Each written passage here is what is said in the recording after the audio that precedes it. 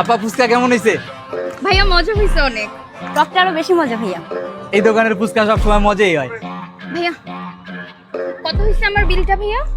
বিল আপু এমনিতে তো নর্মালি আমি 100 টাকা প্লেট বেচি, আপনার হইছে 500 টাকা। 500 টাকা কেন? কারণ আপু আমার দোকানে যারা সুন্দরী কাস্টমার আসে তাদের বিলটা একটু বাড়াই রাখি। আচ্ছা ঠিক আছে দাঁড়ান। এই যে আপনার বিল।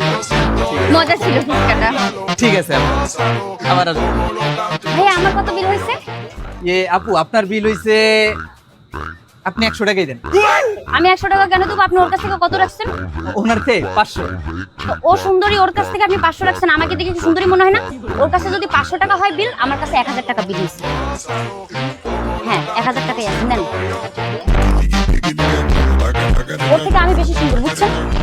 আমি কি কম সুন্দর নাকি? আমি অনেক সুন্দর, ওর থেকে বেশি সুন্দর। ঠিক আছে আপা, হ্যাঁ আপনি অনেক সুন্দরী।